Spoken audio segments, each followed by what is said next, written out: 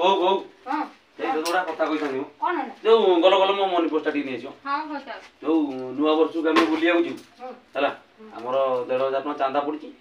ଆଉ ମୁଁ ବସରେ ରଖିଥିଲି ପଇସା 1,500 ଟଙ୍କା ଚାନ୍ଦା ପଡିଛି ଆଉ 1,500 ଟଙ୍କାର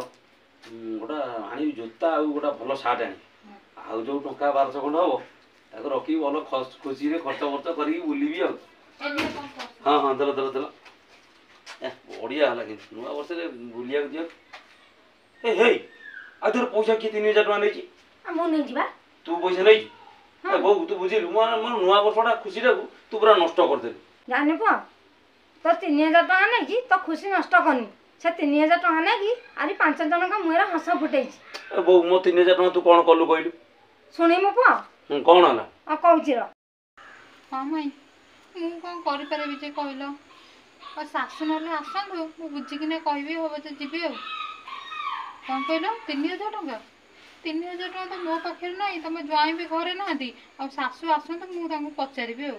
କ'ଣ କାର ହେଇଛି କି କ'ଣ 3,000 ଟଙ୍କା କଥା କହୁଛି ତମେ ତ ଜାଣିଛ ବୋଉ ମୋର 3ଟା ମାମୁଁ 3 ମାମୁଁଙ୍କ ଭିତରୁ ବଡ଼ ମାମୁଁ ଯିଏ ବାହାରେ ଚାକିରି କରନ୍ତି ସାନ ମାମୁଁ ଯିଏ କଟକରେ ପରିବା ବେପାର କରନ୍ତି ଆଉ ମଝିଆ ମାମୁଁ ଏଇ ଗାଁ ବୋଲି ପଥର ଘର କାମ କରନ୍ତି ଆଉ ତ ସମସ୍ତେ ଭିନେ ରହୁଛନ୍ତି ଏବେ ହଁ ମୁଁ କ'ଣ ଜାଣିନି ସେ ବହୁତ କଷ୍ଟରେ ଚଳୁଛନ୍ତି ତାଙ୍କର ପୁଅ ଝିଅ କେତେଟା କହିଲୁ ତାଙ୍କ ବଡ଼ ପୁଅ 8 ବର୍ଷର ଆଉ 2ଟା ଝିଅ ଗୋଟେ ଝିଅ 5 ବର୍ଷର ଆଉ ଗୋଟେ ଝିଅ 3.5 ବର୍ଷର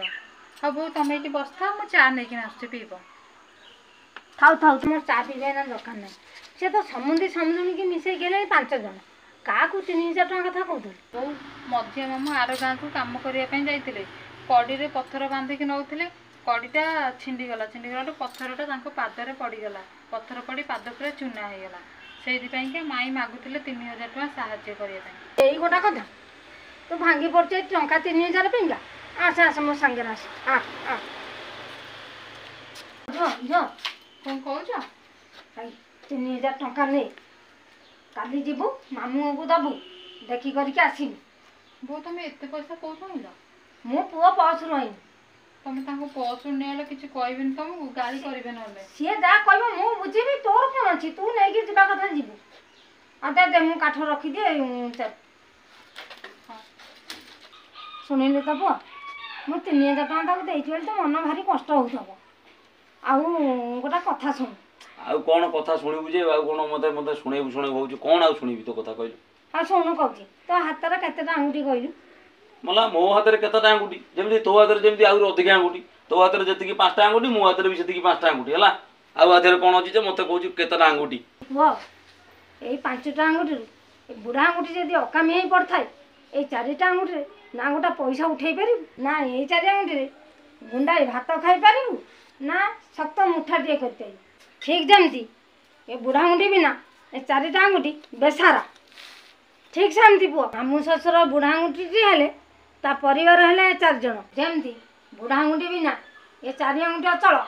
ସେମିତି ତ ମାମୁଁ ଶ୍ୱଶୁର ବିନା ତା ପରିବାର ବି ଅଚଳ ଓହୋ ସେଇଥିପାଇଁ ତୁ ତାକୁ 3,000 ଟଙ୍କା ଦେଇଛୁ ହଁ ହଉ ଠିକ୍ ଅଛି ବୋଉ ଗୋଟେ କଥା କହିବି ତୋତେ ମାନେ ଯେଉଁ ନୂଆ ବର୍ଷରେ ଭୋଜି କରିବାକୁ ଯାଇ ମନ ଖୁସି କରିବା ଅପେକ୍ଷା କିନ୍ତୁ ତୋର ଏଇ କେଇପଦ କଥା ମୋ ମନକୁ ବହୁତ କିନ୍ତୁ ଖୁସି ଦେଲା ସତରେ ବୋଉ ଯାହା ହଉ ତୁ ଏମିତି କାମ କଲୁ ବି ମୁଁ ବି ନିଜେ ବି ବିଶ୍ୱାସ କରିପାରୁନଥିଲି ହଉ ଥାଉ ଆସ ରାଗିବାଟା ହିଁ ମୁଁ ଭାବିଲି ବୋଧେ ତୁ ଅନ୍ୟ କାହାକୁ ପଇସା ଦେଇଛୁ ନା ତୁ କିନ୍ତୁ ଏତେ ସୁନ୍ଦର କଥା ଟିକେ କହିଲୁ ଯାହା ହଉ ଖୁବ୍ ସୁନ୍ଦର ଲାଗିଲା ହଉ ଆସ ହଁ ଚାଲ ଯିବା